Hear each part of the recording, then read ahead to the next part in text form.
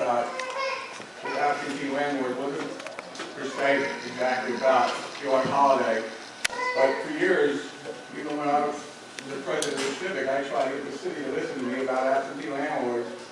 Absentee landlords are no different than that guy selling those newspapers. You're doing a lot of things to help people start a legitimate business, but you're not doing anything to address the illegal businesses. Philadelphia is a perfect environment for black market economy. You can offer all the things in the world to help people get a business started, but if you're running illegal businesses, how do you tax that? Well, one of the things is we don't have the resources to the discovery because we spend a lot of time chasing down certain things. You cut the people that you need for enforcement. You actually, it's like Randall went around getting rid of all the people that check on gas wells and then saying there's no problem. Well, actually, you need more enforcement. In our freshman 15 class, our freshman 15 proposal, one of the things that we were able to do, I've been in the tax collection business in terms of the city, in terms of legislation, regulation, and policy, because I think it's one of the worst. Part of the problem that we have around collecting the stuff that you see out there or that you don't see out there is an issue of resources. That's one of the things that this bill that I propose makes sense. We would take 50,000 of our 84,000 business filers off the books. What does that allow us to do? It allows us to take all the staff that is sitting there calculating these tax returns and allows them to shift to what we call discovery. Discovery allows us to cross-file who's filing federal taxes, state taxes, all of those things to find out who is in our economy that isn't paying their fair share. As it relates specifically to absentee landlords, one of the bills that was passed and was introduced by Marion Taskell at the request of the Second PDAC, because of all the absentee landlords, we are now requiring absentee landlords to have a locally based realtor or someone who's managing the property, and that be posted on the house. That was a bill that we passed in the spring that we're now writing up the regulations to enforce. So if you're an absentee landlord, we have to be able, and you have to file with the city who's managing that property so that we can get it. Just interject, from my perspective, what I've seen over the years was you did have a good bill.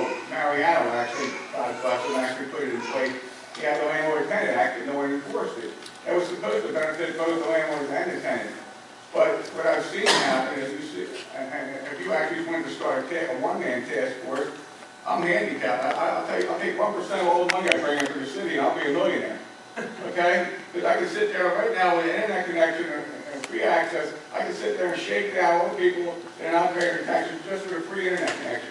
You got a lot of people through it. Most of these absentee landlords got paying 20 houses. If they're not paying their taxes, then the tax-paying people are actually supporting illegal business. The taxpayer is actually supporting some rich guy who lives in Maryland or Virginia Beach or New York or somewhere. These guys got a lot of money.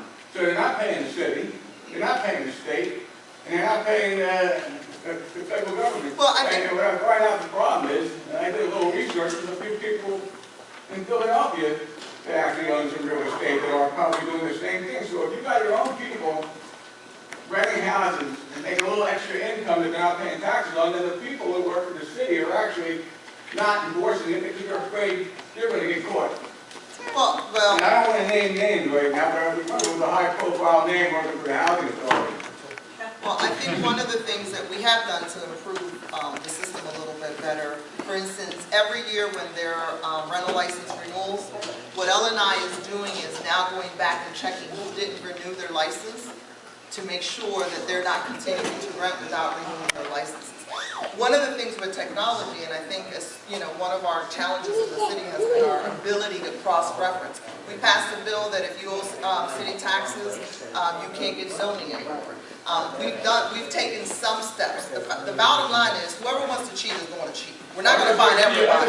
You get your fair share of money, so you have to absolutely and knock down the libraries and knock down this and knock. I mean, if everyone's paying their fair share, it wouldn't be so hard on the people that I totally agree. That's the biggest argument we hear from people. We do taxes for the law-abiding, tax-paying people, not for the others.